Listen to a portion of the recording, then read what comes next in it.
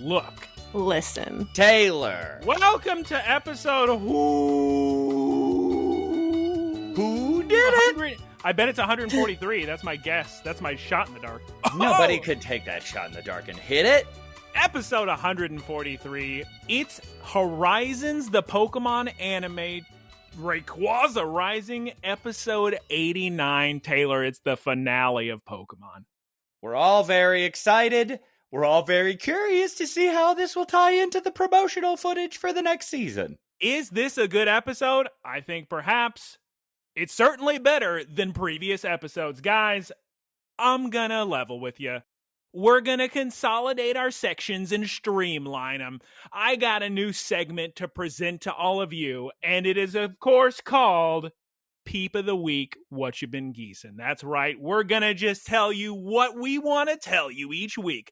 What have we been up to? What have we been watching, eating, playing, reading? It doesn't matter. Like it. And yeah, you're not gonna complain.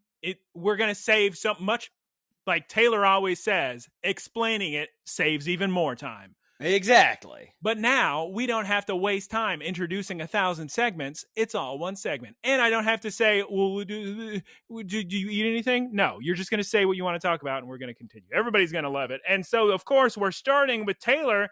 Taylor, this week, what you been peeping? Everybody knows that Guncan's mother is visiting from Turkey. Name me one person that doesn't know that. I can't. I don't know anybody that doesn't know. It's everywhere. So, have I cooked at all since she's been here? No. Does that make me a little uncomfortable? Yes. I'm also kind of worried I'm really gonna fall off my diet hard. Ooh. People that live around the Mediterranean love their olive oil. That's all I'm so gonna sorry say. to pause you, Taylor. I know that everybody knows that specifically the Twitter trending topic is Guncan's mother is here from Turkey. Guncan, Of course. Just for anybody unaware, who is Guncan? And then her mother, of course. Yes, my partner and her mother. Yeah, perfect. It's a lot of cooking. It's a lot of eating. I helped my mother install a dishwasher, a washing machine, and a microwave, along with putting a bunch of mulch everywhere. You just moving into new apartments or something? No, I'm just helping my mom out because she's been kind of struggling lately.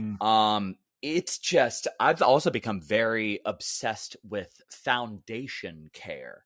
I don't know what it's been about me. You two can maybe relate to this. When I was a child, when I saw a well-kept lawn, I would get very excited. When I saw just green grass, I would be like, that's a nice lawn. Even when I was a little kid. I don't know what it was, but I was always excited to see a well-maintained yard. And that has continued. So now I'm just putting mulch everywhere, trying to make sure that the foundation is doing okay in my mom's house. So it doesn't crack from the heat? Yes, very much so. And the soil in Houston is just a mess. In the South, don't people also like water their foundation too? I certainly do, yeah. You can't have a basement, you see, Geese Pete, because it'll flood. Because of the water table, Geese. It's a very high water table. Do you guys have basements in Maryland? No, of course not. Wow, that's crazy. Why do you have basements? I know what they about have the water basements. table. I know they have basements in Michigan. Very exciting. Because we have the ability to have basements, and so we have them. I was thinking about basements the other day. I was thinking, man, that's so sick. You could you could have your little plot of land, right? And just a door with a stairwell. So much more space. Oh, just it would be dig so into the earth. So much space to watch TV. Put a couch. Mm-hmm. Play a video game. Eat a whole pizza. Or half. Save the rest for later. Save it for later. When I was a kid, I used to go to my grandfather's house in McKeesport, Pennsylvania, and he had a basement. And I was obsessed with that basement. I would go in there as a little kid, and what I would do is I would set up like traps.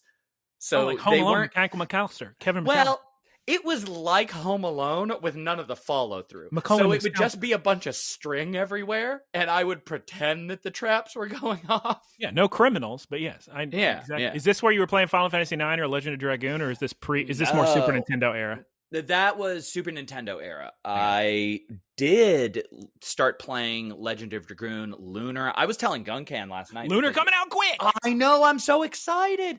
I was telling her that is tied. I still have the strategy guide because it's just a top 10 strategy guide of all time. It is so good. That game is tied to my happiest memory. I don't know if I've talked about it on this podcast, but on all the other podcasts, yeah. Yeah, exactly.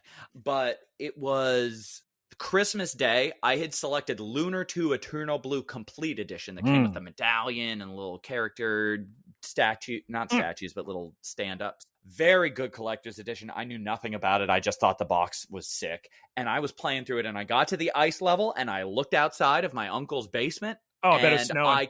It was snowing so hard, and their golden retriever was playing in the snow, and I was in the snow level. Oh, so sick. My story for that is playing on DS. Well, it was a Game Boy Advance game, but I was playing it on my blue DS. Kingdom Hearts 385 Kingdom Hearts Chain of Memories for Game Boy Advance. And because that was the year it snowed in Houston, so I was playing it outside while it snowed. That was sick. I have a massive What You Been Peeping this week. May I begin that, or are you still peeping? Okay. Yes. Guys, oh my God. I don't think I've peeped this hard in my life. I watched and played so many things. Well, probably because I had to get a COVID shot and a late flu shot. And so for that reason, I was literally stuck in bed and I was so weak, I couldn't leave the bed. So I couldn't go out on my normal outside adventures. I had to just watch stuff on the television. Where to begin? I finished Sunrise on the Reaping. That's the Hunger Games prequel starring Haymitch. Good book. Better than Songbirds and Snakes. I enjoyed it. I'm looking forward to the movie because that's already been cast and everything. Mm-hmm. Taylor, there is an anime. I mentioned it. No way. It is a Korean anime. I'm not the anime person on this podcast. I don't even have my own anime minute segment of the week. But when I tell you that the day I got my shots, completely unprompted, the nurse said, "Do you like anime?" Because we were talking about Japan or whatever. But this is Korean. It's important to note. Uh-huh. And I was like, yeah, I mean, I watch some anime. I don't go out of my way or whatever. She recommended to me, "Oh, you got to watch this show, Solo Leveling." And I said, it's very okay. popular. I said, "Oh, okay. Yeah, it's cool." Up there with like Demon Slayer. Cut to later that day. I'm at big Pokemon Go raid event trying to catch a shiny Blacephalon. Do I catch one? No. But is this one dude losing his mind talking about how sick some show is? His hype completely gets me in, and I'm just listening every word. I'm hanging on the thread to every word. And then later I ask him, "What was the show you were talking about?" And he says, "Oh, Solo Leveling." And I said, No. You can't have two people completely unprompted both recommend Solo Leveling to me. So I watched it. That's and wild. It is very sick. It's cool. I have a lot of fun with it. It's like all the cool things that you have fun in RPGs, and then you see it on the television and you go, "Oh, that's such a good feeling." Yes. Real quick rundown. In this world, there's monsters. Some people can fight them by going to this world, but you're ranked. If you can go into these little portals and fight monsters, you've been ranked ahead of time as S through E. And the weakest boy to ever live, like the lowest ranking boy to ever take the test. So he's allowed to fight monsters, but he's the lowest E rank, whatever. Something happens to him and he becomes the only person who can level up in this world. So he gets stronger and stronger and gets all these buffs. And it's so, I'm getting a little bit of goosebumps just thinking about it. It's a very sick, fun show. You'd love it. There's another very, very... I haven't watched season 2, but season 1 of another South Korean anime called Tower of God is incredible. It's so unique and has like this very ethereal quality in both presentation and sound design. And I'll still just go, "Rahide," all the time. It's a great show. You should watch it. It's very short. And I also recommend Solo Leveling. That's on Crunchyroll. I'm watching it on a free little promotion from Amazon Prime. Also, amazing movie I saw by the name of Ballad of Wallis Island. The plot of this movie, there's a man, he won the lottery, he has his own little island, and to this island, he invites the two members of his favorite band that broke up years ago. And it's so heartwarming. It's so funny. It's a British movie. Like Geese Peep immediately just clocked. She just figured it out by just the title. He told me the title and I was like, that's a British movie. That's what I was thinking. I was like, BBC Presents. It's so funny, Taylor, because it's rated on our rating system PG-13.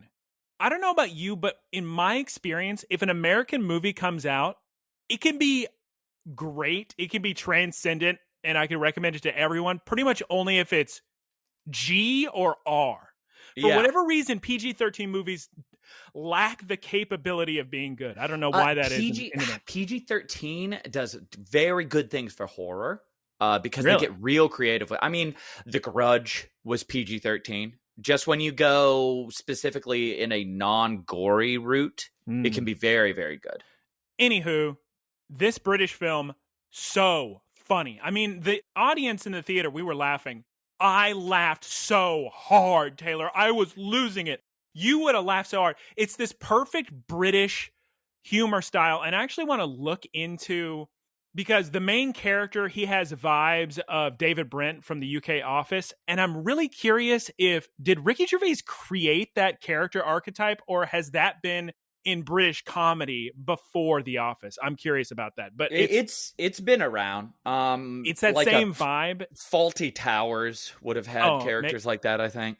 Well, then you have your straight man, the dude who was part of the band, playing against him.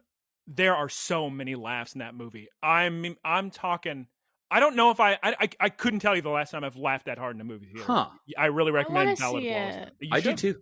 Okay.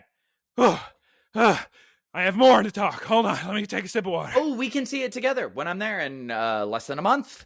I don't know if it's still going to be playing by then, because That's it's a pretty small point. movie. But okay. As I mentioned to Geese Peep, somehow, some way, the stars have aligned to turn this week into spooky, scary, magic house skeletons week for me. From 30 Rock. Spooky, magic, scary house week. And I didn't intend to do this, but I've been both playing the free on PlayStation Plus game Blueprints, which it's about making blueprints for a house. So get it, Blueprints. That's fun. That's cool. Can I play that with you when Yes. Is it like a blooper reel? Yes. Everybody can do everything with me. Yes. The answer is, you don't even need to ask. The answer is yes. I've been You're playing. regret saying that. I'm going to take you to the tadpoles. I've been playing Blueprints and reading House of Leaves. Okay. I can't do both at the exact same time. Blueprints, I've put a number of hours into it actually, but I don't know how I feel about it yet, because I have encountered people who adore Blueprints. It's very more highly than anything. Reviewed. It is. So many people are like, this is my game of the year, easy. And then other people just are writing threads about, I don't get it. What am I missing? And that was after I completed the first day of Blueprints, I went to go find out, what am I missing? And then I learned some more stuff about it. I was like, okay. Because I said I did like 2 very uninteresting puzzles, and this is it. And then I was told, no, everything is a puzzle. You need to write down everything you see, pay close attention to absolutely everything. Everything leads to something, and it's a roguelike puzzle. There are like permanent upgrades you can get, but you're just plotting out this magic house. And as you get deeper into the game, you do find like some real deep, scary lore in these hidden envelopes, which is fun. But there's so much I don't even understand yet. Like at this point, I have figured out that if in multiple rooms, every single run, there's a secret message spelling out with letters. But I don't know what to do with these letters, where I'm going to input these letters or what. It's the kind of game, though, where you'll go, okay, I guess I'm done playing. And then about 10 minutes later, you'll go, ooh, what if I did one more run? So I do recommend trying it at least, especially if I don't know if it's on Game Pass, but it's definitely on PS Plus Extra. So it's on Game Pass. Okay. But if you have PlayStation Plus or Game Pass, give it a try. Get through 3 to 5 days maybe, and then I think you're going to know if you're going to be into it or not. So I have such a big block, and I discovered this when I was playing The Outer Wilds. I can't get into roguelites. I can't get into the idea of resetting your progress. I know that's very, very appealing as a genre. People love it. Hades is so popular. Dead Cells is so popular. What was that? Returnal? But every time I play those games, I just keep thinking, man, I wish this was just one contiguous run. I wish that I was permanently unlocking progress, and that was it. There are some permanent upgrades, like I said, but the game wouldn't work if it wasn't a roguelite. And that's what, like, it's a very I appreciate the genre because it highlights what is unique about video games. And I love when games do that. Like Dark Souls is really good for that. A lot of like rhythm games and things are what demands that video games are art, as opposed to like a movie or a book. It's something very unique about the, consumption of the media that, like, I love that. Just not for me. I'm with you. I'm not crazy about roguelike. I would say just give it a try. It's free on PlayStation Plus. Just see if you like it. Yeah, I downloaded it. I'm just so into First Berserker Kazan. I love it. Okay. By the way, the music in this game is so good. I mean, there'll be periods of time you're walking around. I could go on for hours describing how it works, but each day you have 50 steps. It takes away one step each time you enter a new room, and you're placing new rooms. The configuration of the house changes every time you play it, which will tie into what I'm going to talk about next. But it's fun. I mean, there's ways to get more steps. You can eat food. You get little bonus upgrades. It's cool. I don't want to talk too much about it. The music's incredible. There's periods of time where it's just kind of quiet as you're walking through, and then you'll find something, and this beat will drop in. And the intro music that plays when you start it is so cool. I accidentally left the title screen up for a long time, and it started rolling some credits. And I saw that the music is by two people or a band or something called Trigg and Gusset. So shouts out to Trigg and Gusset, because whoever these people are, great at music. I'll tell you that much. Okay, before I talk about House of Leaves, I watched the first episode of Last of Us Season 2. I don't believe... I'm just saying that Bella Ramsey does not look like adult Ellie to me, and it's difficult to get through the show. And it stinks because HBO makes great art. Last of Us 2 is incredible art. And yet when I watch The Last of Us Season 2, all I see are actors reading lines. And it's sad. Hopefully it gets better, because Last of Us Season 1 had some cool episodes where you learned background lore that is canon to the games too, which I really appreciate. It's time to talk about House of Leaves. I don't even remember who mentioned this or how I became aware of it. This book, I mean, when I just started flipping through it, I noticed half the pages were just super goofball. So I like reading on Kindle, but House of Leaves I had to buy physical because I don't think you could do this on a Kindle. Half the pages are like upside down squiggle, like pieces of paper. It's the most interesting. I mean, I don't know a ton about books, so maybe I sound like an idiot here. It's by far the most interesting book I've ever seen in my life. And just the little bit I'm through, I don't even think I'm 10% through it. I'm like, how many? Like just from a presentation standpoint? Through an everything standpoint. So I'm like, what, 50 pages in or something? Yeah, a little more than 50. 40, 50. I can tell you just from those pages, because this was written, I believe, in the 90s, released in the year 2000. I don't even know what's real, actually. If it actually was just handed around as pieces of paper before actually being published, or if that's just in the meta-narrative of it. Because this is written, the story is by Zampano, with an introduction and notes by Johnny Truant. I believe those are fictional people. And the actual human being that wrote it is Mark Z. Danielewski. But you have so many footnotes at the bottom of pages from different people. And sometimes the footnotes will take up 5 pages. So you have to keep jumping back and forth. Oh, that's so going fun. Back pages to read where you are. Oh, that's cool. My understanding of this is a horror book. This is supposed to be a very scary experience. I would assume that based on that storytelling. In the pages I've read, I'm telling you now, this book has unbelievably influenced Silent Hill 4, PT, Exit 8.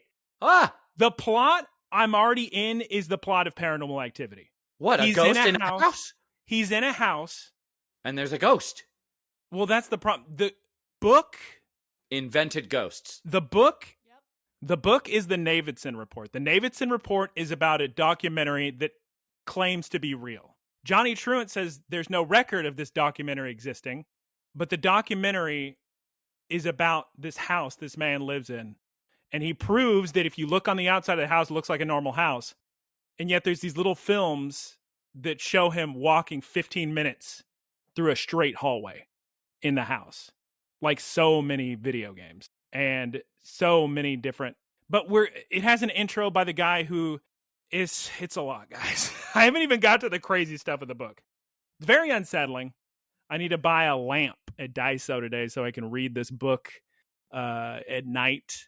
What I did is, because I really don't like in the middle of the night having overbearing giant light, Hospital floodlight, even on its dimmest setting.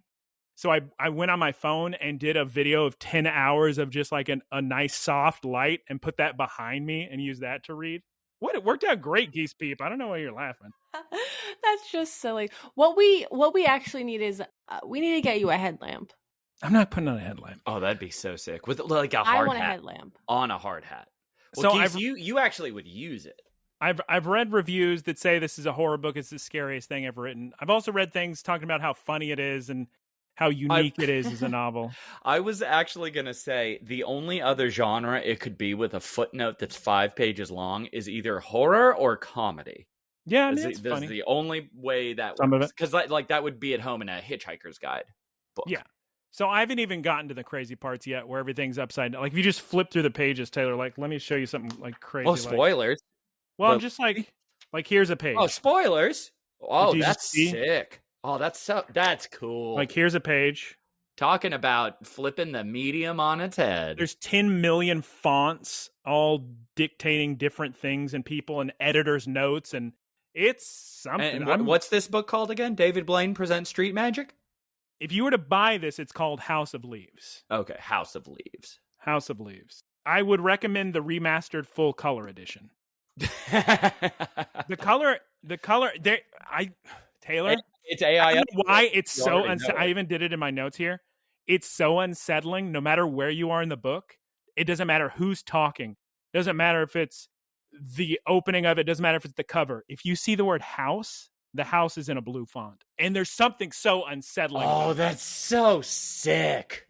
So everybody check this book out. That's and so sick. I love in the middle of reading this, before you even start reading it, in one of the several like introductions, the guy's going crazy because he read this book.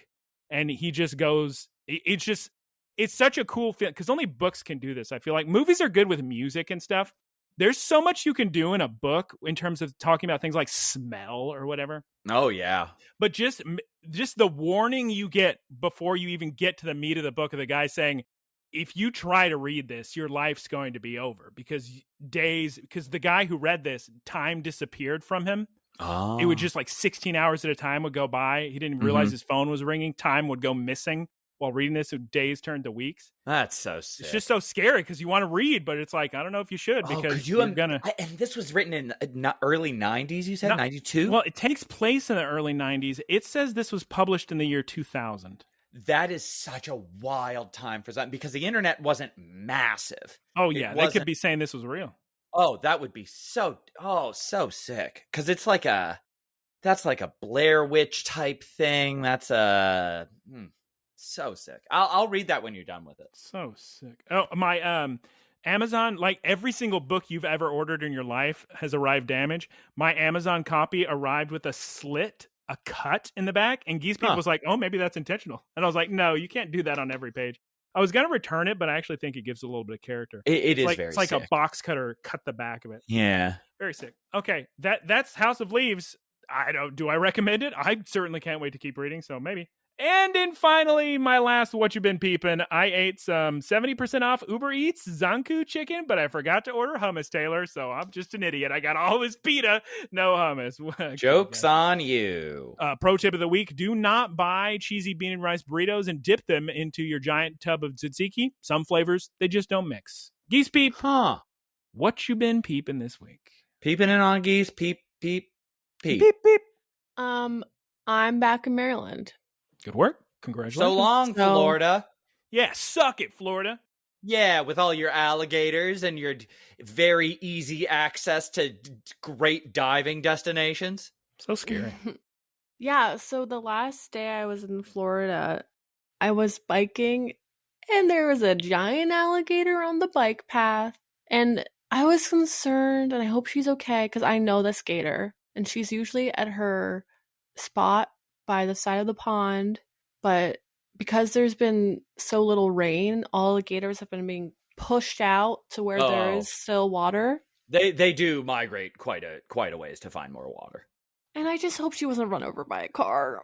She's fine. I'm sure she was. Alligators can take a lot. That's true. Freaking alligators. But I'll miss Florida, the wildlife, the swamps, the shelling, The pub subs. the pub subs. Yeah. And the hurricanes where your parents abandon you. Those are Ooh, that was fun. fun. Yeah, there's next year for that. Other than that, I finally finished with my parents Bodkin, which was the series that we started watching on Netflix, and it was really good, and I highly recommend it. Is there some sort of plot detail you could give that might encourage someone to watch it? It's all Some spoilers. sort of genre, perhaps. It's a comedy that is riffing. So it's about this Irish journalist who has to go back to Ireland and do this podcast. That's where Chernobyl is. Who has to do this true crime podcast because she got in trouble with the story she was breaking. And it's funny, and it's actually a very gripping crime story as well, and very moving as well. It's only 7 episodes long, and I think you guys would really like it. Well, shouts out. Bodkin, that's on Netflix. You've also been watching Mr. Bean, Geese Peep? Oh, so I watched TV with my parents. My dad just started watching the show, which is a remake of a British show, which is a remake of a French show, as the British God bless the French. do. It's a detective show. It's called Majet or something. I don't know. It's French. And it has Rowan Atkinson as the lead detective in this serious role, and I cannot divorce him from Mr. Bean. It's Typecast for you. Yeah. It's too bad because he seems like a really intelligent dude, just like very... In the interviews I've seen with him, he's just, wow. So what's the word I'm looking for, Taylor? It's so well spoken. He is a very well put together British person. When you think of somebody who's like a high caliber British comedic actor, that's exactly who I think of. I gotta shout out to him though, because very few people on this planet, other than Rowan Atkinson, has such global appeal. Because his character doesn't really speak, he just does those little faces and gets in goofy scenarios. He's been proliferated across the planet. I'm talking Africa, South America, everywhere. Asia, get over yourself. The show's okay. Detective Mr. Bean. Okay. That's very sick. All right. Does that conclude your Peepin' of the Week? Are we ready for Poké-news? Poké-news. Poké-news. Week.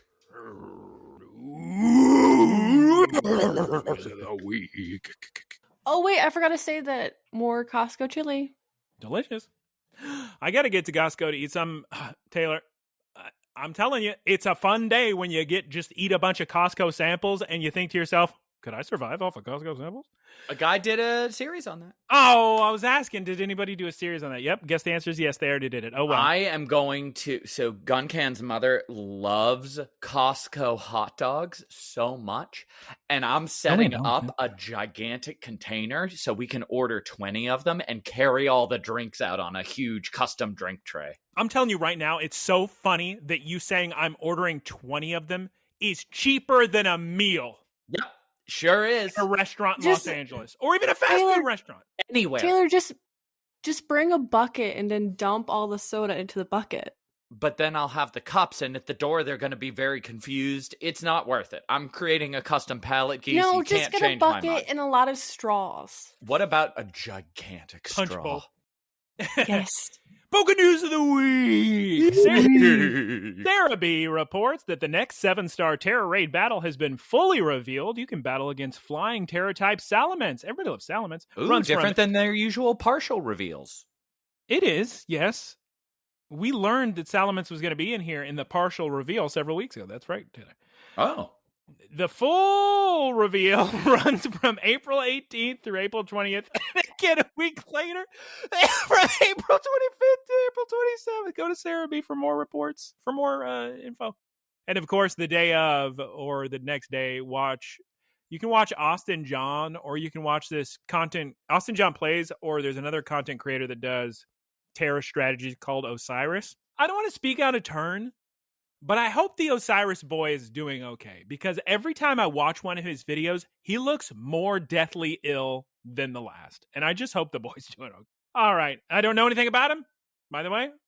Okay. Next piece of news. The Pokemon, and this I announced, I know, some point in the past. The Pokemon Go, Pokemon Horizon celebration event is now rolling out globally. Taylor, runs from 10 a.m. local time, April 16th. That's very soon. Or yesterday. If you're watching this the day it comes out, that was yesterday. I mean, 2 days ago. To 8 p.m. local time on April 22nd. So get your Captain Pikachus, get your little Lico, Florigato. Yeah. There's so many of these cats. Yeah, get all your little Pokemon Horizons. We love Pokemon Horizons. Every one of them. Okay, and now, time to discuss an episode of Pokemon. It is now time to discuss an episode of Pokemon with Sleepy Geese Peep and Taylor. Yep. All right, everybody. Taylor, will you please tell us what happened last time on Pokemon? Previously on Pokemon, Zygarde, master of indecisiveness, departs the battle. He's gone. Geese Peep, can you please tell us the name of this week's episode in English? Beyond the Adventure / at the end of the adventure. Yeah, I mean, if you just Google Translate it and look it up, it's like there was an adventure, right? And now we've reached the conclusion of it, and thus. The cessation of adventure. Or in Japanese, Boken no Sakani. Geese Peep, can you please tell us, just give us a little, maybe a one-sentence synopsis for what's going on this week? The journey ends for some, but infinitely rises for others. Oh my goodness gracious, Taylor. Pogogo-chan, our boy, the hero of destiny, has done it. He has destroyed every shred of Loquium and all of Laqua. Look, it's all just disappearing, Taylor. Take that, Gibeon. I have a question right off the bat. Yes. As we all know, matter cannot be created nor destroyed. So where's that stuff going? Probably to the realm of indecisiveness along with Zygarde. With Zygarde, yeah. It's just evaporating. Okay. Or Pogogo-chan ate it. Who knows? Here's the thing. Gibeon, he's a little bit devastated. Is he on his knees, crying, bawling, losing his mind? Yes. Just imagine. He's doing that in front of all of his employees. Oh, yeah. It's so embarrassing. Is Meowscarada's new face kind of goofball, kind of silly? It's very funny for this episode. Is it hysterical? Is what I wrote? Yeah. Okay, well, thanks all for all your help, 6 Heroes of Light. I got you in your little bubbles, and now it's time to put you on down. Let me put you right down there. Oh my God, I ran out.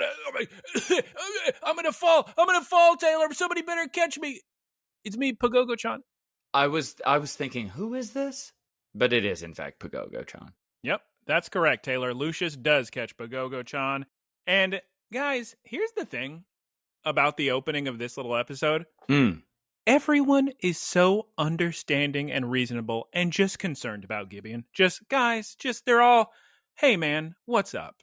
The only bad thing about this entire interaction is that while everybody's understanding, they're also condemning him to death. No, he's led a long life. Well, it's time for a theme song. Very, very early theme song. We're back in the theme song, and we get one of those season... Oh, by the way, I don't know if we mentioned this, guys. Welcome to the season finale of Rayquaza Rising. Taylor, this is what I'm going to say about Rayquaza Rising. Yes. It took a while, didn't it? I just recall when Rayquaza Rising started, I said, another season already?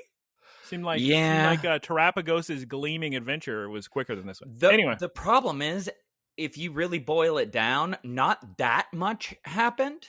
No. It was just spread out real thin. It was a nice, appropriate layer of Vegemite thin. Ooh, nice use of layer in one syllable. Anyway, since this is a season finale, we get one of those sick title screens with a mountain backdrop and no starters dancing around and tripping over each other, which also means that Liko does not read the kanji for me. So let's sure hope I said the episode title But correctly. you'd better believe that she does have a tiny little internal monologue. Oh, she's got a season finale. Give the girl a break, Taylor. It's a I season know. finale. She can't have 2 little internal monologues. Well, no, if people were concerned thinking I haven't had a Liko internal monologue describing something very obvious to everybody else in the show, we've got you covered. It's like 6 words. Well, anyway, Spinal approaches, and Methio says, Gramps, look, you did a great job with your Pokemon. Don't feel so bad. I mean, after all, Zygarde, master of the ecosystem, he chose you after all, so you shouldn't feel that bad. I mean, come on. I thought that was old, Yeah. what's his name saying it? Yeah, Lucius says that. Lucius. Yeah, that's way later in the episode, guys. What are you talking about? What are you talking about? I'm talking about Amethio saying, you don't need Lockwium, guys. Yeah, you Guys. can just not be alive anymore. And Guys, we don't need that stuff to advance people and Pokemon. We, through the power of friendship and other technology, will do just fine. That's my favorite technology. Me, Amethio, Grandpa, you can die happy it's a me, right. Yamethio. It's Yeah. a me, Amethio. Gramps, you can die right now. Nobody will care because I promise I will dedicate my life. I will devote my time to accomplishing the same goals you did. Same pursuits, I wonder- all the good stuff. I wonder what intern had to interrupt Amethio's dad's board meeting to be like, sorry, sir, but your father just got Thanos snapped. My Don't there. 1,000-year-old father, no! It's very funny because I still, after everything, sympathize infinitely more with Gibeon. Yeah, you Yeah. love Gibeon. Well, then Lucius butts in. I gotta say, Geese Peep, Terapagos in this scene, adorable. He's just Yes. a baby. Yeah. Yeah. Everybody- Bouncing baby turtle. Yep. Everybody's still trying to make Gibeon feel better. And yes, this is what I mentioned earlier. Lucius saying Zygarde. Obviously, clearly you were doing something right. If Zygarde was like, I choose you, Mr. Man. He understands you. Just imagine you're in a library, not bothering anybody. You've created a study group that's off doing its own stuff and has branched into other departments of the university. You're sitting there reading your books on how to be a better student, and a bunch of people walk over and say, hey, it's okay. You can drop out of school. And you're sitting there studying and you're saying, I don't understand what I'm doing to hurt anybody. And they say, it's okay. We've removed you from school. It's just like- It just, like, I still don't know what he's doing. Well, then Lucius gives a speech advocating for term limits and says that the kids should shape the future, not us. Oh, Lucius okay. Maybe one of you two can explain it to me. Why is Lucius in the show at all? It's me, Lucius. Everybody loves me. And here's what I have to say to answer your question, Taylor. Look at how purple Amethio's eyes are. You think he can't rule the world with those eyes? Those that's sparkling perps? To go back to what Taylor's saying, there's absolutely no need for Lucius to be there because they were setting it up so that all of the lessons that Lucius said should have been delivered by either or Fritos and Liko. He served no purpose. Yeah, one thing that he did do, he did 2 big things. One of them, just in this episode. First of all, he caught Pagogo-chan. Who would have caught him? At the beginning of the episode, remember? The peril? Oh, caught him in his hand. Okay, sorry, Taylor. You said caught. I'm thinking Pokemon. I'm picturing a Pokeball. You mean literally. No. Yeah, fell yeah. into his arms, yes. Correct. Because Ogo-chan would have been curtains if it weren't for Lucius saving the world. Right. And the other one is to make sure that nobody has meaningful character development. Yeah. Yes. And for that reason, Lucius gives his final goodbye speech. And I was laughing because Roy says, you just got here, buddy. You're leaving already. And now he force ghost disappears. He drops Pagogo-chan again.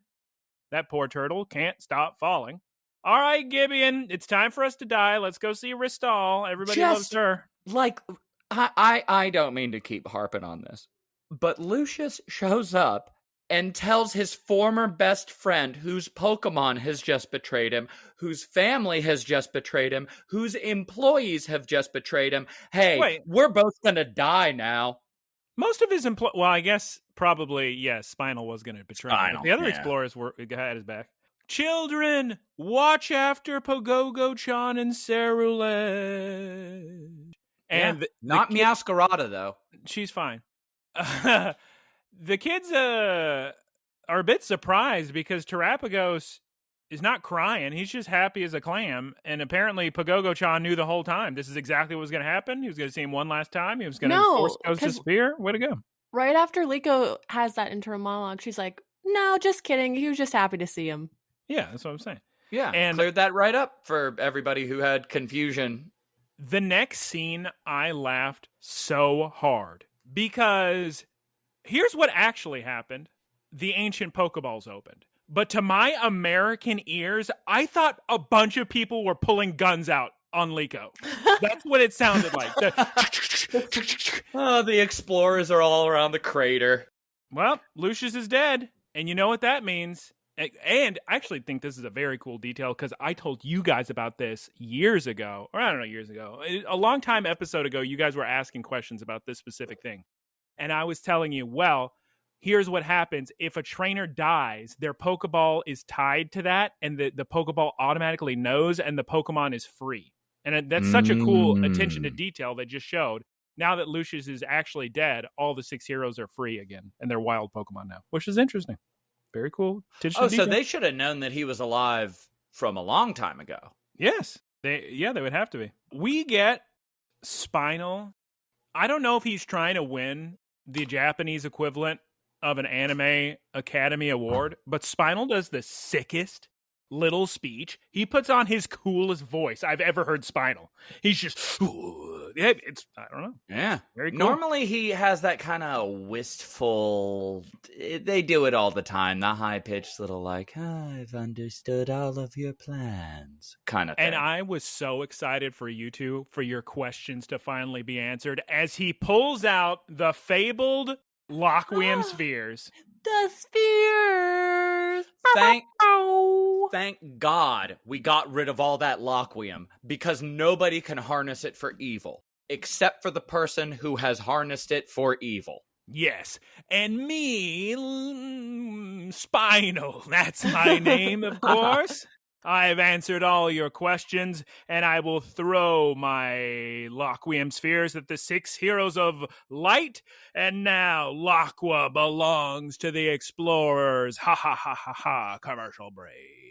We're back from the commercial break, and the heroes are going wild. Oh my God, they're fighting each other. They're destroying Laqua. The kids are screaming. And did you see when Spinal put up his little cape? I thought he was going to tuxedo mask disappear, but no, he just puts his cape up like a magician for a cool little effect, I guess. That was fun. Well, here's the problem, children. It's me, Fritos, talking right now. We don't have the strength to stop these 6 heroes of light. I don't know what we're going to do. Pogogo-chan, he's completely spent. He's out of energy. And Liko does a big shrill scream, at which point the 6 heroes say, my God, that's an annoying sound. Let me attack all these people. Taylor, thank goodness, who saves the day? Rayquaza. Shiny Rayquaza, your boy, says, I will protect you, children, because for some reason, I'm not affected by Laqua spheres. It's me, Rayquaza. Well, he's shiny. Yeah. Now he's shiny.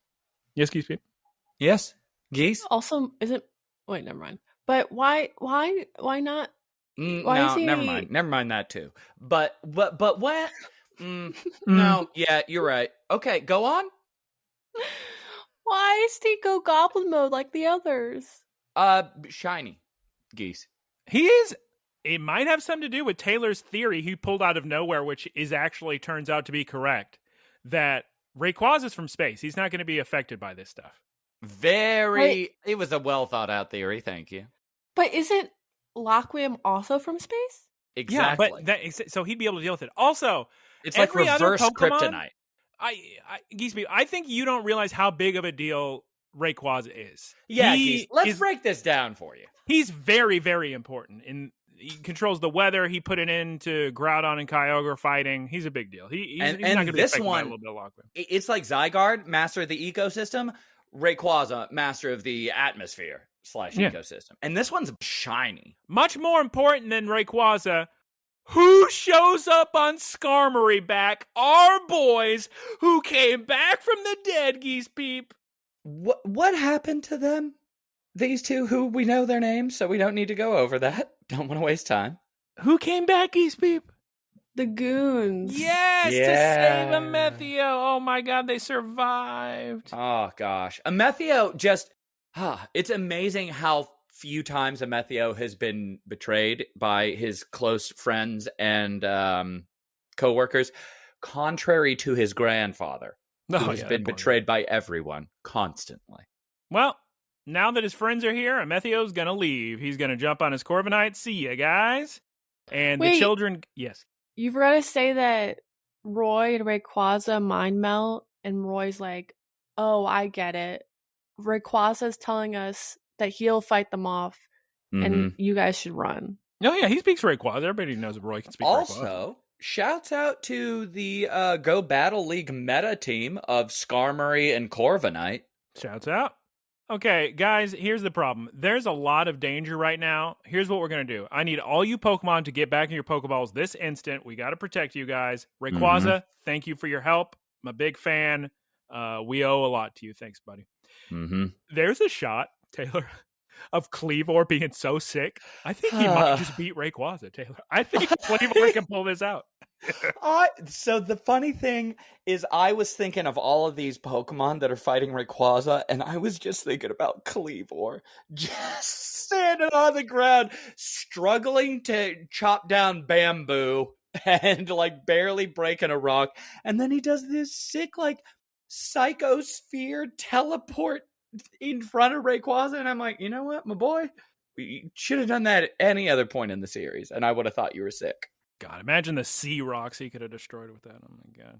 So yeah, the 6 heroes continue to fight. We cut to the kids and Fritos running through those woods again. Everything's collapsing. Trees are falling. All the Pokemon are running out of the forest. We got Skiddo, Blitzel, Wooloo, Spearow, Eevee, Pansage, Torterra, Rabombi, Dartrix, Pidgey, Fletchinder, Boldore, Meganium, Sigilyph, Pidgeotto, Stantler, Toucan, and Togekiss, Flareon, Leafeon. Fritos is very confused why Spinal still wants Laqua even after all the Laquim is gone. Very curious. I also have that same thought. Listen. Lucius will clear that up next resurrection. Yep. Oh my god, the earth is splitting open. Oh my god, Fritos is separated from the kids. The ancient Pokeballs, Geese Peep, the belt. The journal. Not digitized. No, why did she bring those pictures with her? And also, that's a great point, Geese Peep. Why didn't she have Rotom scan those and upload them to the Racing Voltacular server? I hope we find out that Frito already did that, or her grandma already did that, or something. Geese, what we're gonna find out is that they need to take a 5-episode detour to find the pictures next season. That is what is going to happen. Well, anyway, at this point, Fritos gets separated from the kids, I think for good, but no, he's just going to jump over the little gap and get back to them. But Liko is beyond devastated that she lost the journal, the one picture of Lucius, and all the Pokemon. They should have been filming this, by the way. Just crushed. No, Dot doesn't film stuff. Yeah, Liko is just inconsolable for at least 2.5 seconds. Well, yeah, because Fritos is back. He's here to give a pep talk. And he says, it's all right. As long as we remember that Fritos exists, he exists. Am I right, guys? Yeah, exactly. Well, he is Fritos, but yes. Then he makes the bold claim, man, if only we could fly out of here. Yeah, if only. Luckily, Hatchram pops out and says to everyone, send Charizard out. I'd like to heal him. I write in my notes, which, big spoilers, we're going to learn they clearly have so many billions of dollars to put into R&D. You guys go on the big, giant adventure, apex, climax of your journey, so much danger you can't even imagine it. You wouldn't pack one max potion? A couple revives? No. They had to use all their bag space on old photographs. My thought was, oh, where was she in the previous battle that was happening? Or the previous entire season, because they have been struggle busting it through all kinds of twists and turns, and nobody ever gets healed. Also, Kilowattrel's here. Hey, buddy, come on out. I was wondering why Kilowattrel wasn't there earlier. Well, my name's Roy, and I'm here to say I want to dangerously hold on to your little feet, Kilowattrel, as you fly through the hurricane. I kind of thought Hatram was gonna levitate the... God, just levitate everybody. Well, no, I thought she was gonna levitate all the pictures out of the crater. And I was thinking, are you gonna introduce this concept of loss, growth, and then just undo it immediately? They should just get Celebi to time travel 5 minutes into the past, and she won't drop. That's what I would use Celebi's You know what I for. bet? Or Dialga. I bet Lady with Coal Earrings probably digitized the journal. Oh, yeah. Who, Probably. Dot? No, she's talking about everybody's favorite character from the Scarlet Violet DLC. Roy? Nope. I want to call her name is Briar, but I keep wanting to call her Bramblin. Briar Sensei. Well, the weather's going absolutely wild. Wind and rocks are flying. There's explosions. Dot's hair is flying up. Frito's puts on his goggles and they're flying away. I can't get over this. And okay, here's spoiler number 2. I did like this episode a lot. It's going to get a high review, a high score for me. But that being said, I don't believe for a second, Roy, you have the strength to hold onto that tiny bird leg. It's a bad idea. You're going to fall, Roy. I can't believe the strength that everyone's hats are staying on. Oh, yeah. I can't believe the bird is carrying everyone. Birds with notoriously not dense bones and no strength or weight. Middle of a hurricane. A tree's coming right for him. Oh, thank goodness Captain Pikachu blasted. Shouts out, Cap. Oh, by the way, guys, this is a little fun fact for you in the middle of the recording. This makes sense. I mean, this shouldn't be a surprise to anyone, but your fun fact of the day is when you're a voice actor for Pokemon and you get your script, say you voice a Pokemon, for instance, alongside the line of it, clearly the line would say like Pikachu, Pika, whatever. But alongside it in parentheses or whatever, it says what the Pokemon means to say. So it's the voice actor's job to try to convey that message by just saying sick. Pikachu, Pika. It made me think of it because clearly Captain Pikachu was trying to say you're welcome or something when they thanked him. He was like, Pika. I thought you were going to say fun fact of the day. All of this was done practically. Yeah. We then get the court-ordered PowerPoint presentation slideshow. Everyone escaping the terrible, terrifying hole in the crater that is Laqua. Clear skies, Taylor. We did it. I guess we're out of the woods now, huh? As we sit on the lip of the crater, which reminds me of the Elden Ring area, after the fire giant guy. Yeah. Circular guy. Mm-hmm. So yeah, I guess it's time for the credits to roll. I mean, Yep. Job done. Honestly, Gibeon's dead, Lucius is dead, and Spinal's in charge. Let's go. We did it. Oh no, the ground is shaking again. Oh golly, we can't climb down, but we can't stay still. If only there was a Deus Ex Machina to appear right now, Geese Peep. Who is the one person who can save us? The brave Salami. Oh my god, it's here to save the day, even though that this is way too high of an altitude for the brave Olivine. What are we going to do? Oh my god. We got Murdoch piloting every... Did you guys notice? Every single Pokemon looks so uncomfortable in the Brave Olivine. They all know this is a terrible idea. They're just, guys, I don't know about this. They're trying to get higher, but it won't go any higher. Carcoal's in overdrive mode in the hamster wheel. Slugma's losing it in the blast furnace. Taylor, maybe it's time we pressed the big emergency button. That's right. The button that we, a little bit later, get a flashback to maybe about 80 episodes ago that Roy was asking about that I don't remember, but I'm sure it happened. I remember it. Unneeded. Incredibly funny sequence. Geese Beep, do you remember who presses the big emergency button?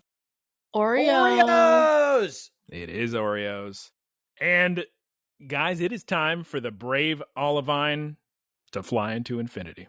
Because the entire ship is now going to use up the entire budget of this entire season for this 3D animated Xenoblade. I'm talking Super Sentai Megazord nonsense. It's so silly. We got everything going, wings coming out, moving around. The entire cockpit apparently is attached to this revolving guy that moves up. A giant seat comes out. They should be using this every day. The amount of money spent on making this ship upgrade. I was Wasn't worth it laughing at all. so hard thinking about what if they had been in the ocean being attacked by Kyogre or something. And they said, oh, Fritos isn't here right now, but he told us this is for emergencies. And they pressed it and it transformed and it just didn't help them at all. Yeah. This is so much more advanced than anything I've ever seen in our technology and in the Pokemons. What a waste. The great Salami Geese Peep has now transformed into the brave Olivine Infinite Rising. Metal Gear? Metal Gear. Now, I will say, it wins me over because they decide now's the time to drop it, guys. Get Toby Fox on the line.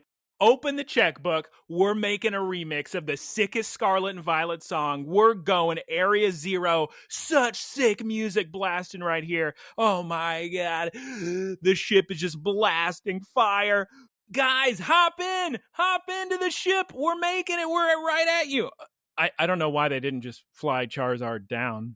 Not an option. But well, it's fine, guys. The music's cool. What are we worried about?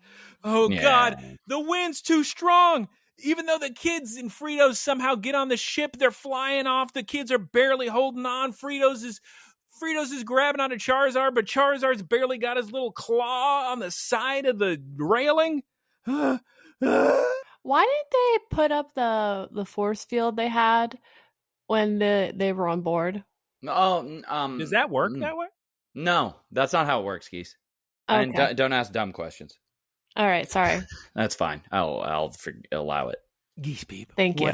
What happens to Fritos goggles? They get a crack in them. Oh no! Captain Pikachu! Oh no, an engine starts to blow! Oreos is screaming, and I laughed at this scene because it looks like Captain Pikachu is being picked up like he's just a little cat. Fritos just grabs him by the back, hands him to Liko, and he says, "Look after everyone for me, Cap." And what happens to Charizard's little clawgies? He can't hold on anymore. He can't do it. And for some reason doesn't go into the Pokeball. No, he can't make it. Too much wind. And he can't fly also. Yeah. Too much wind. Yeah, way too much wind for flight. That's how boats work too. Charizard loses his grip and he falls alongside Fritos out of the sky, and the sound completely drops. Very dramatic for Horizons. This is rare for them to just do black screen drop music. And then Liko says, it was a little weird with the way the episode was set up because she said, and that's the last thing I saw. That's the end of my adventure. And then 1 year later, she's just like, all right, I'm back in class now. All right. Well, first we get Liko screaming, the ship's still on fire. I don't know if you've noticed, the end of every season, it seems to be in the contract when they're, hiring or, they get the animators, the whoever writes the episodes. You need to make sure that the ship breaks at the end of the season. It's in the contract. You can't. Yeah, it's like any of the Metroid games, really. And yeah, I think the episode's over, but nope. This week we do get an epilogue, much like Taylor said, 1 year later. How about that? Wow. It looks like we're outside of a school, it appears. Yeah, we did it. I see a war turtle, a poliwhirl, a tepig, a totodile, a cyndaquil, a sobble, a torchic, a butterfree, a jigglypuff, and hysterically off-model Rowlet, terrible-looking Machamp, disgusting Marstomp, because nobody's supposed to be looking at it, so it's just drawn so tiny, Taylor. Oh my god, hilarious. And it's a season finale. You know what that means? We're not getting a Poké Seminar of the Week. Maybe Ever. Fritos is dead, but we don't have time for it. We're rolling the credits right now, but we still have plot going on. We're in Liko's room. It's very messy. She's reading on her tablet, detailing all of her adventures. We get a shot hanging on a Pokeball left on her desk. I guess that's Terapagos in there. Her friend, is it Anne, do you guys think? At the door? Probably. Yeah. Anyway, a girl, probably Anne, is knocking on the door saying, Liko, you still sleeping? We got to get to class. Come on. What are you doing? Did you not do your homework? What's going on? Good God. What's going on with you, Liko? And Liko says, no, it's just, daydreaming or whatever. Yeah, that's fine. Come on, Meowscarada and Hatchram. Let's get to going.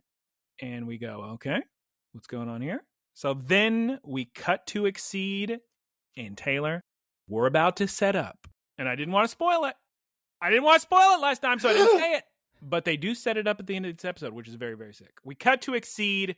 There's a big crowd of people watching a news report projected on the side of the building. It's been 1 year since the Kumuri Mountain incident. And in the crowd, we see a Drifloon, Bronzor, Lilligant, Kangaskhan, Dreepy, Tadpole, Plusle, Rotom, Ampharos, Magnemite, Minun. Oh my god. You guys. Yes. Spinal has done it. That's right. It's what we've been discussing for so long and predicting. Spinal has convinced the world that the Rising Volt Tacklers are the bad guys. He says they're the ones that destroyed Laqua. To be fair to the world, he's the head of a giant corporation now. And the names. Yeah. Not doing them any favors. Yeah, right, it's, man. yes, I'm a representative from the researchers, and we've finally conquered our enemies. The evil marauders, or whatever they're calling themselves. It's just silly. Do you think that Spinal fired Amethio's dad? Oh, maybe. But more importantly, Geese Peep, how are we feeling about that haircut? I love this look. Big fan. Glow up. Of the weird, I feel like he just lost all the volume in his hair, and I'm not a fan.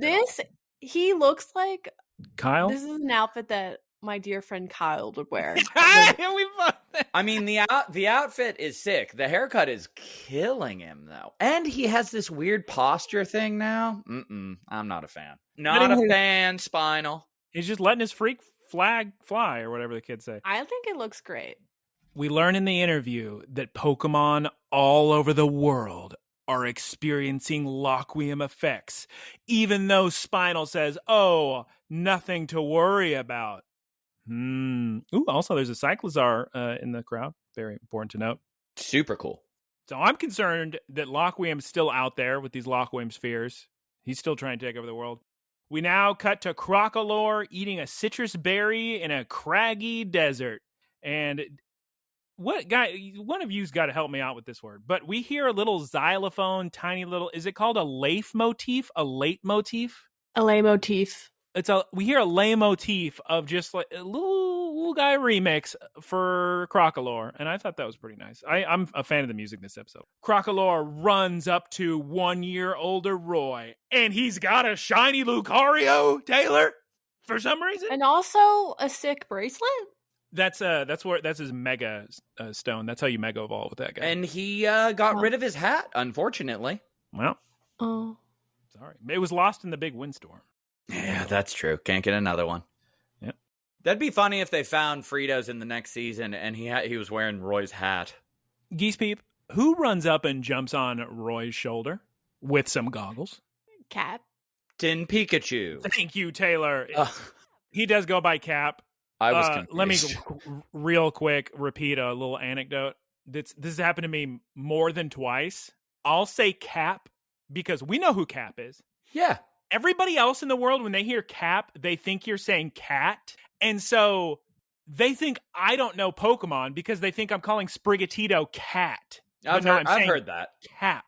Yeah. With a P. A lot of people online are accusing you of not having any. Yeah, all the knowledge of Pokemon. forums are talking about it. It's really embarrassing.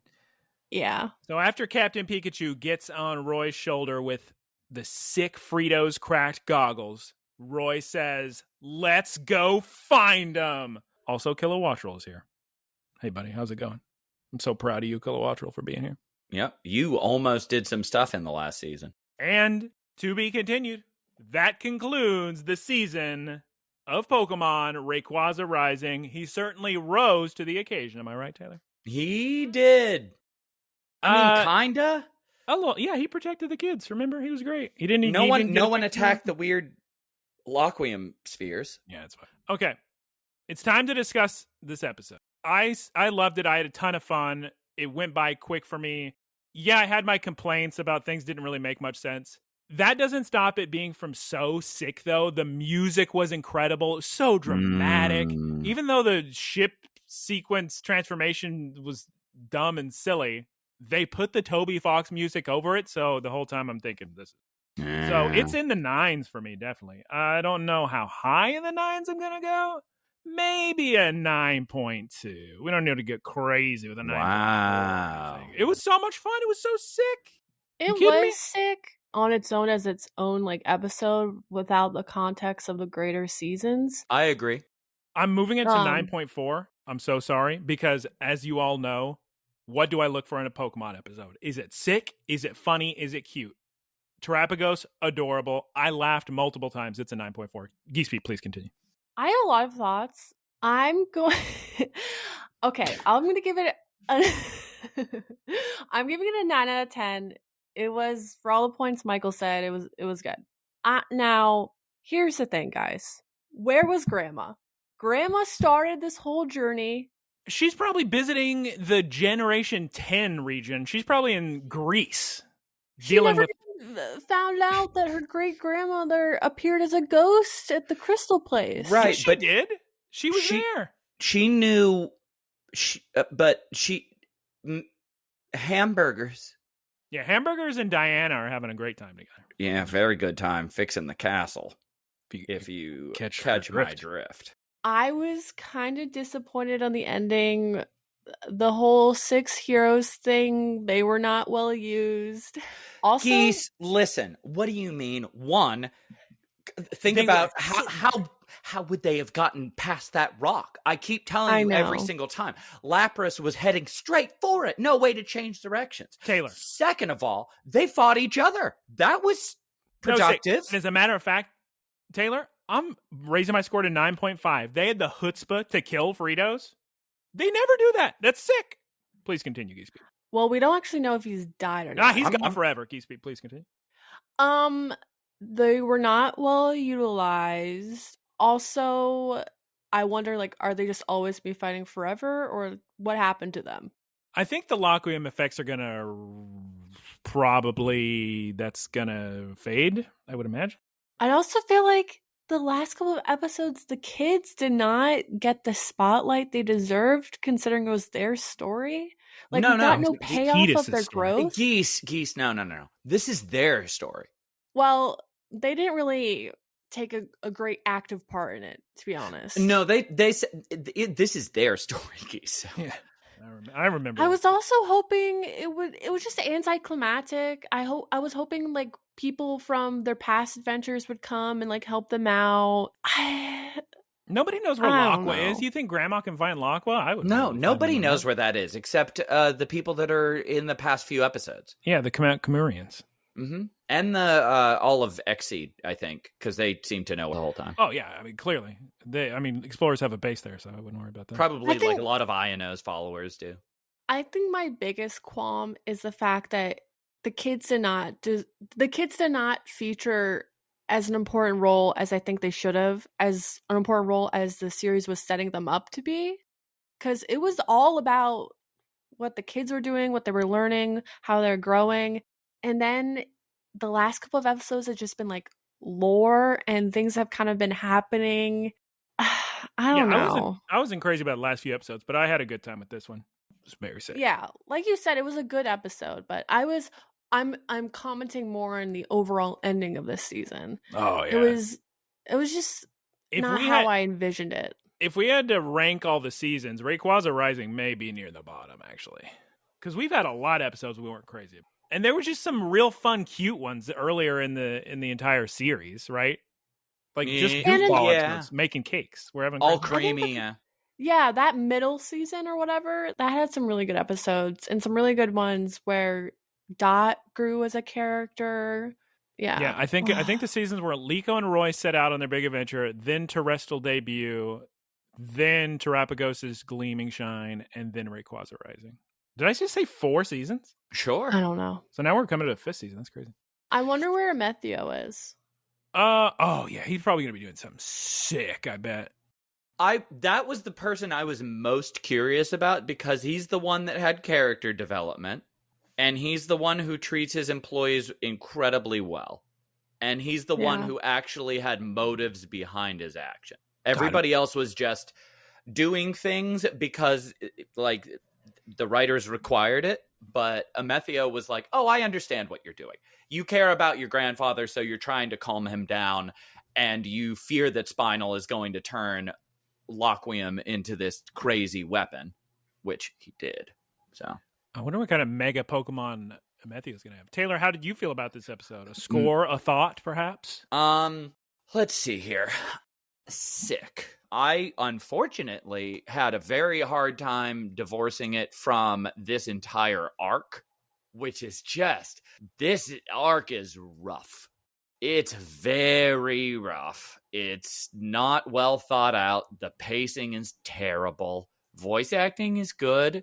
Animation was fine. Plot was just not good. The episode on its own, I can comfortably give a high score. I'd say this is a solid 9.1 for me. 9.1. Good episode. I like the cliffhanger, kind of watching Fritos fly away.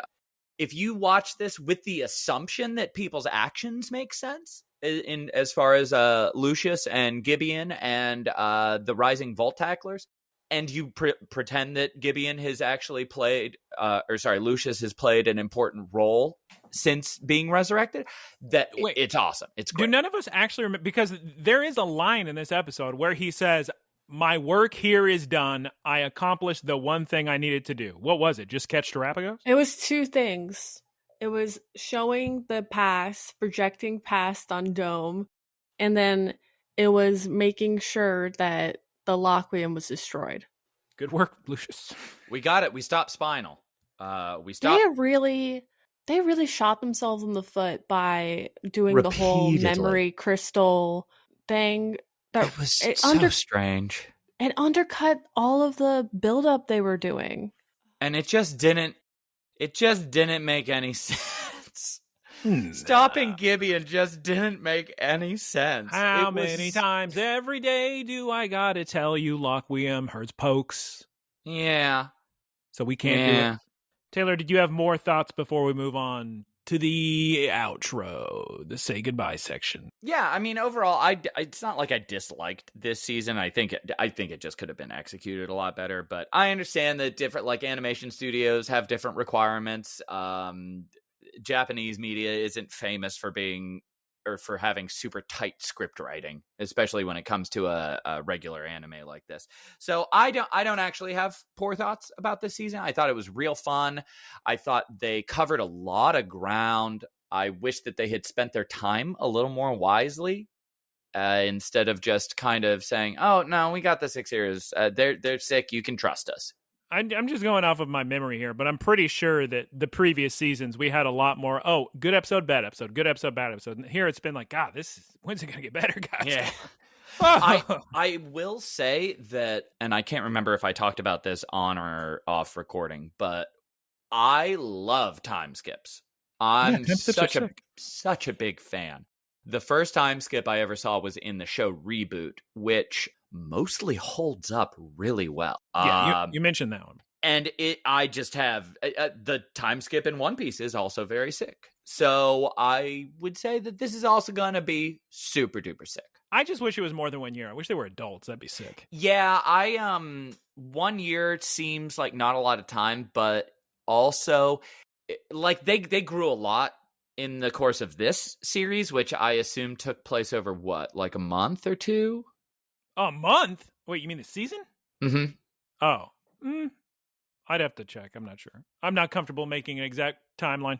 Yeah, so like a year is a lot of time for character development, and if they waited like 5 years and then you had Roy saying, "Oh, let's go find them," it would be like, well, they're probably either they've made their way back to civilization or they're just not around anymore. All right, guys, that concludes our thoughts on this episode. We all look like, for this episode anyway, we're pretty into it. Pretty solid way to conclude. Yeah, I had fun, and I'm looking forward and optimistic about the future. Oh, one thing I forgot to mention is I really liked how they handled Gibeon losing. It wasn't just, oh, you've been defeated, you're evil. It's, we all support you, and we're going to continue your legacy in our own way. Like, that was actually really sick. The very, very gracious winners. Mm-hmm. All right, before we say goodbye in the outro and wrap up, real quick, Taylor, I have at Taylor regarding a comment you made at 39 minutes, 56 seconds last episode, asking about Sailor Moon evolutions. When has that happened before? Oh. Many times, apparently, with Greninja, Talonflame, to name a few. That's a comment. Really? So shouts out for Sailor Moon evolutions. How about that? Interesting. Greninja, I could, well. Oh, yeah, he'd be a sick one. With that tongue. Would be very sick. Yeah. That's super handy information because I haven't watched a lot of Pokemon. This is actually the first one I've watched since the original. Geese Peep, would you please take us right on into the wrap-up, please? Thank you very much. Okay.